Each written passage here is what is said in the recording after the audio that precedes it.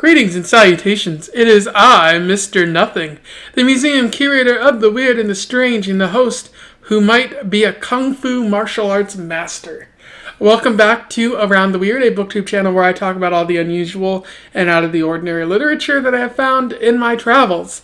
Today it is Poetry Thursday, a lovely day to talk about all the beautiful poetry that exists in the world, and sometimes I highlight the more unusual poetry that I find.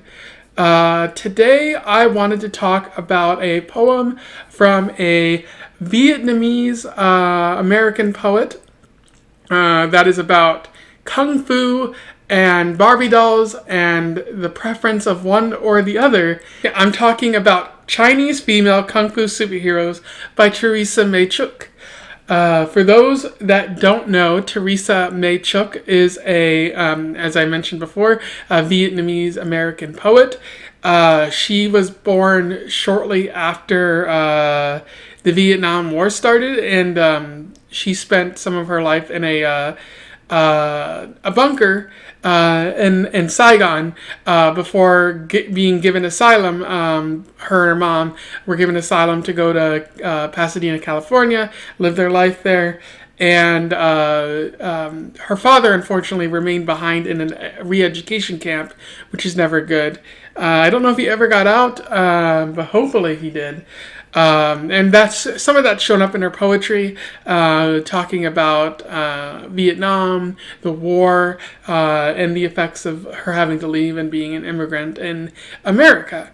So she's over the years she's written books on poetry and some fiction as well, which I would be interested in exploring just to see what that's like, because that sounds interesting. The poem that I will be reading today is from the book Red Thread, which was published in 2012. So if you want to check out that specific book, absolutely go ahead and do that. Teresa Mei Chuc also spends her time teaching in Los Angeles, I think. So that sounds interesting. Sounds like she has a lot going on for her, and a lot of interesting history with her life. Without further ado, let's talk about Chinese female Kung Fu superheroes, an interesting title by Teresa Mei Chuc. Chinese female Kung Fu superheroes are real. They jump from rooftop to rooftop, do a backward flip, down to the concrete floor, and land perfectly on 2 feet. The metal of swords clang, the body moves with the precision of a praying mantis striking its prey. Their dresses are colorful, long, and lacy, billow and flare with each turn and twist. Jewelry in the hair dangles and sparkles. Chinese female Kung Fu superheroes are smart, fight bad guys, do good deeds, and risk their lives. They appear when least expected. Chinese female Kung Fu superheroes never give up. They travel often alone by foot through mountains. They work hard training to master various martial arts forms. They do not care about Barbies, those plastic dolls of only one hair color that just look pretty in the 80s. They aren't impressed. They do not want a boring life. Chinese female Kung Fu superheroes venture out and save cities against villains. They steal into the night in their black ninja-like suits, soundlessly through a house to recover a magical sword and to release a prisoner, knowing exactly where to press with their 2 fingertips to freeze the guards and to accomplish their mission. Yeah, that was Chinese female Kung Fu superheroes, a pretty interesting poem from Teresa Mei Chuc. It's interesting because you wouldn't expect a poem just about Chinese female Kung Fu superheroes, exactly what it says on the tin. I like how it starts. Some of the verses start with just that, like Chinese female Kung Fu superheroes are smart, fight bad guys, do good deeds, and risk their lives. So you really get a sense of heroism from these Chinese female Kung Fu superheroes. These individuals who fight using their martial arts style. I also like the how the words are, the word arrangement, I guess, is what I'm trying to say. Like, the metal of swords clang. The body moves with the precision of a praying mantis striking its prey.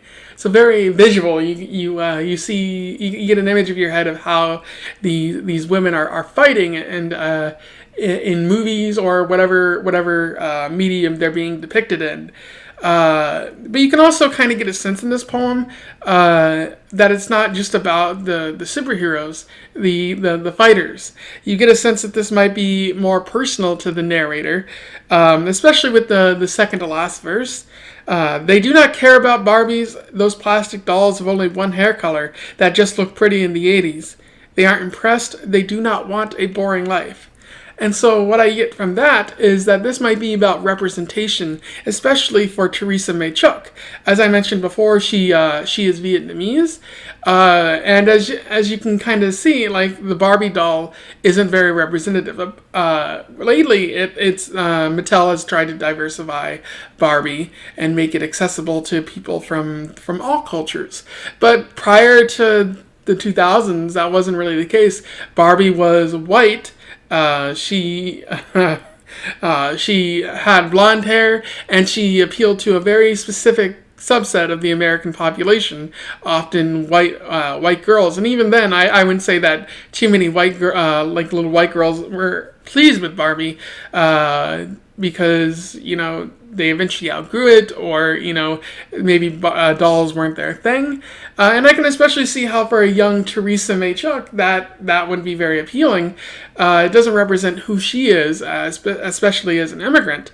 However, the Chinese female kung fu superheroes that you saw in those exploitation movies of the 70s and 80s with like Bruce Lee or someone, sometimes they had female protagonists. That might have been more representative for her, and it might have been a particular role model for her to look up to and see that she can do anything in the world, kick butt or accomplish, outsmart the bad guys in some sort of way. So you get the sense that this is a poem about representation as much as it is about admiration of Chinese female kung fu superheroes. So overall, I like this poem. It's a pretty short poem, but it sounds great, and I like the underlying message associated with that. I also like that this is from a Vietnamese American poet. I don't think I featured one from a Vietnamese poet before, so that it's always good to get variety and hear different voices on Poetry Thursday. I will put a link in the description for you to find this poem so that you can enjoy it and that we can talk about it in the comments. Let me know what you thought. Let me know if you think my review is spot on or if something's missing. I would love to hear from you and have a discussion about this. Otherwise, don't forget to like, share, and subscribe so that we can get Poetry Thursday out to the masses and so that more people can find out about Teresa Mei Chuc. She is an interesting poet. She has another poem about being in a bunker during the fall of Saigon, and that sounds pretty sad, but very fascinating from a historical perspective. Yeah, don't forget to follow me on Twitter at AroundTheWeird, so that we can talk about poems and books and all kinds of fun things like that. And until then, I wish you the best of luck in your weird and kung fu travels. Farewell.